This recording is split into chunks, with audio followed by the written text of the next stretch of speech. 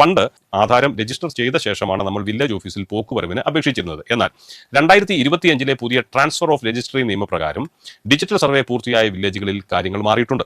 ഇപ്പോൾ digital survey കഴിഞ്ഞ വില്ലേജുകളിൽ ആധാരം രജിസ്റ്റർ ചെയ്യുന്നതിന് മുമ്പ് തന്നെ എന്റെ ഭൂമി പോർട്ടൽ വഴി ഡിജിറ്റൽ പ്രീ മ്യൂട്ടേഷൻ സ്കെച്ച് നിങ്ങൾ തയ്യാറാക്കണം.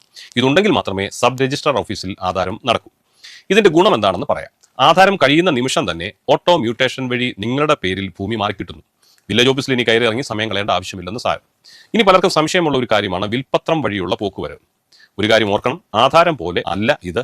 മരിച്ച വ്യക്തിയുടെ പേരിലുള്ള ഭൂമി നമ്മുടെ പേരിലേക്ക് മാറ്റാൻ കുറച്ചുകൂടി രേഖകൾ ആവശ്യമായി വരും. ഇവിടെ ഓട്ടോ മ്യൂട്ടേഷൻ നടക്കുന്നതല്ല.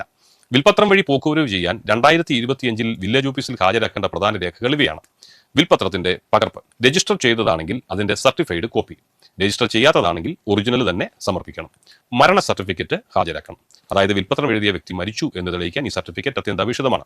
ഭൂനികുതി രസീത്, മരിച്ചയാൾ അവസാനം വരെ കരമടച്ച രസീതാണ് ആവശ്യം. ലീഗൽ ഹെയർഷിപ്പ് സർട്ടിഫിക്കറ്റ്, ഇത് വളരെ പ്രധാനപ്പെട്ട ഒരു രേഖയാണ്. തഹസീൽദാരാണ് ഇത് നൽകുന്നത്. മരിച്ചയാളുടെ മറ്റ് അവകാശികൾക്ക് അപേക്ഷകനുമായി തർക്കമില്ലെന്ന് ഉറപ്പാക്കാൻ ഇത് പലപ്പോഴും ചോദിക്കാറുണ്ട്. അപേക്ഷകന്റെ തിരിച്ചറിയൽ രേഖകൾ, അതായത് ആധാർ കാർഡ്, പാൻ കാർഡ് മുതലായവ. ഒരു കാര്യം പ്രത്യേകം ശ്രദ്ധിക്കുക, വിൽപത്രത്തിൽ മറ്റ് അവകാശികൾ ആരെങ്കിലും തർക്കം ഉന്നയിച്ചാൽ വില്ലേജ് ഓഫീസർ പോക്കുവരവ് ചെയ്തു തരത്തില്ല. അത്തരം സാഹചര്യങ്ങളിൽ സിവിൽ കോടതിയിൽ പോയി വിൽപത്രം ശരിയാണെന്ന് തെളിയിക്കേണ്ടി വരും. എന്നാൽ തർക്കങ്ങളില്ലെങ്കിൽ ലളിതമായ നടപടികളിലൂടെ ഇത് സാധിച്ചെടുക്കാവുന്നതേ ഉള്ളൂ. 2025 പുതിയ ഭേദഗതി പ്രകാരം പ്രൊബേറ്റ് നിർബന്ധമല്ലെങ്കിലും തർക്കമുള്ള കേസുകളിൽ ഉദ്യോഗസ്ഥർ അത് ആവശ്യപ്പെട്ടേക്കാം. ഇനി സാധാരണ ആധാരം വഴി സ്ഥലം വാങ്ങിയവർക്ക് കാര്യങ്ങൾ വളരെ എളുപ്പമാണ്. ഡിജിറ്റൽ സർവേ നടക്കാത്ത വില്ലേജുകളിലാണെങ്കിൽ ആധാരം രജിസ്റ്റർ ചെയ്യുമ്പോൾ തന്നെ ആ വിവരം ഓൺലൈനായി വില്ലേജ് ഓഫീസിലേക്ക് പോകും. ഇതിനെയാണ് നമ്മൾ ഓട്ടോ മ്യൂട്ടേഷൻ എന്ന് പറയുന്നത്. എങ്കിലും വില്ലേജ് ഓഫീസർ ഓൺലൈനായി ലഭിച്ച വിവരങ്ങൾ പരിശോധിച്ച ശേഷം മാത്രമേ ആയതിന് അംഗീകാരം നൽകൂ. അതിനായി നിങ്ങൾ ഓൺലൈനായി ഒരു ഫീസും അടയ്ക്കേണ്ടതായി വരും. നിങ്ങൾക്ക് സ്വന്തമായി ഓൺലൈനായി അപേക്ഷ സമർപ്പിക്കാം. ഇതാണ് അതിന്റെ നടപടിക്രമങ്ങൾ. എന്റെ ഭൂമി .kerala.gov.in അല്ലെങ്കിൽ revenue.kerala.gov.in എന്ന വെബ്സൈറ്റിൽ നിങ്ങൾ പ്രവേശിക്കുക. നിങ്ങളുടെ മൊബൈൽ നമ്പർ ഉപയോഗിച്ച് ലോഗിൻ ചെയ്യുക. ന്യൂ ആപ്ലിക്കേഷൻ എന്നതിൽ പോക്കുവരവ് അല്ലെങ്കിൽ ട്രാൻസ്ഫർ ഓഫ് രജിസ്ട്രി എന്ന് സെലക്ട് ചെയ്യുക. ജില്ലാ, താലൂക്ക്, വില്ലേജ് എന്നിവ തിരഞ്ഞെടുത്ത് സർവേ നമ്പർ നൽകുക. വിൽപത്രം, ആധാരം, നികുതി രസീത് തുടങ്ങിയ രേഖകൾ PDF ആയി അപ്ലോഡ് ചെയ്യുക.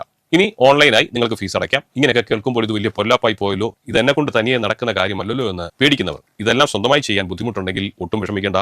നേരെ അടുത്തുള്ള അക്ഷയ കേന്ദ്രത്തിൽ പോയാൽ മതി, അവരെല്ലാം ചെയ്തു തരും. ചെറിയൊരു ഫീസ് അവർക്ക് നൽകേണ്ടതായി വരുമെന്ന് മാത്രം. ഇതിനൊക്കെ എത്രയാണ് ചിലവാകുക? 2025 കണക്കനുസരിച്ച് ഏകദേശ ഫീസ് നിരക്കുകൾ ഇങ്ങനെയാണ്. 5R വരെ, അതായത് 12.35 സെന്റ് വരെ 25 രൂപ മുതൽ 100 രൂപ വരെ മാത്രം നൽകിയാൽ മതി. അതിന് മുകളിലേക്ക് വിസ്തീർണം അനുസരിച്ച് 200 മുതൽ 500 രൂപ വരെ ചാർജ് ഈടാക്കുകയുള്ളൂ. അക്ഷയ സെന്ററിനുള്ള ചാർജ് വേറെ കൊടുക്കേണ്ടി വരും.